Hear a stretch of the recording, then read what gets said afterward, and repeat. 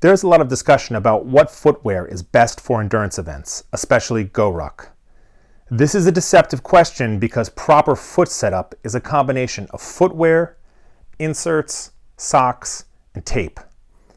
Having tried out the pantheon of footwear and competing in hundreds of events, I'm here to answer the what should I wear question with 3 videos titled Boot Selection, Insert Theory, and Sock and Tape Arrangement.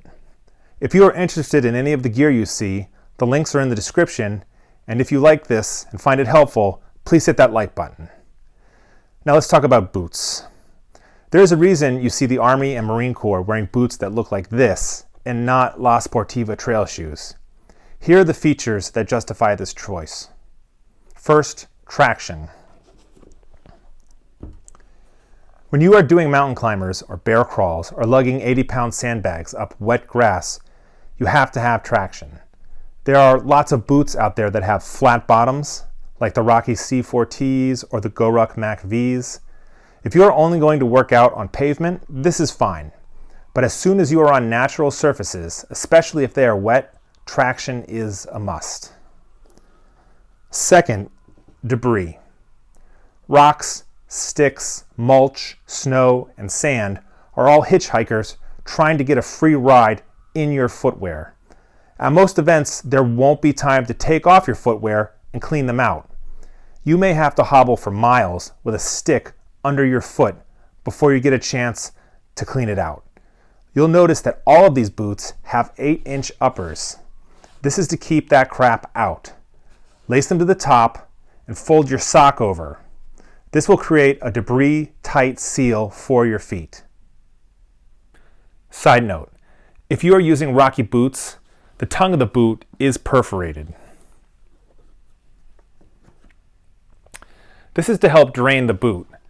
The downside is that it lets sand in, and that sand has the magical ability to pile up under the arch of your foot, and it makes walking miserable.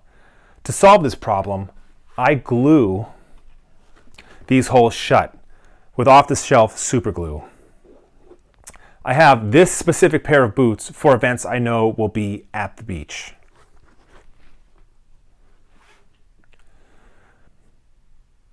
Third, Goretex and drain holes. Goretex is your enemy. It is designed to let water in the form of vapor pass out of your shoe into the air, thus slowly drying your feet. However, water in liquid form can't pass through Goretex. Normally this means that rain can't get in, but that won't be your problem at an adventure race. You'll be in and out of the water the entire time, and you need footwear that drains. This means no Goretex. In fact, what you do want are drain ports in the sides.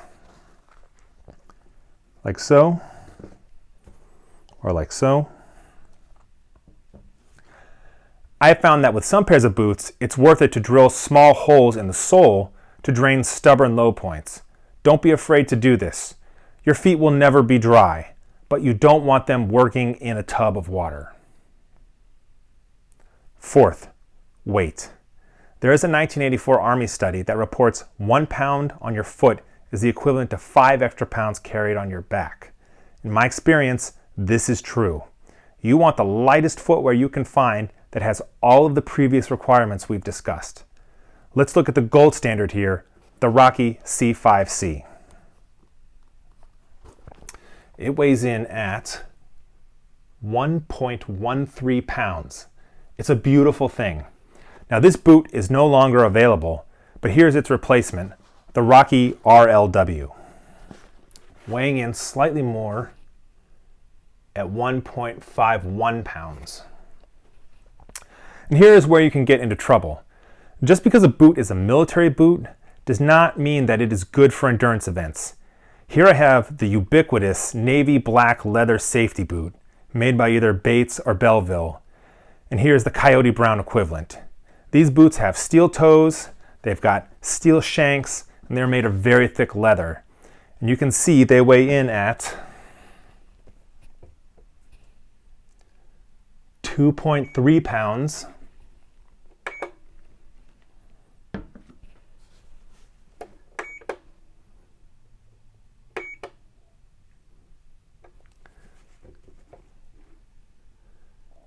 and 2.1 pounds. So wearing these boots would be the equivalent of adding an extra 20 pounds of weight on your back. No way. And that wraps up boots. If you want to learn more about footwear, I highly recommend Fixing Your Feet. The link to this can be found below. Next, we'll move on to inserts, and please hit that like if you found this useful.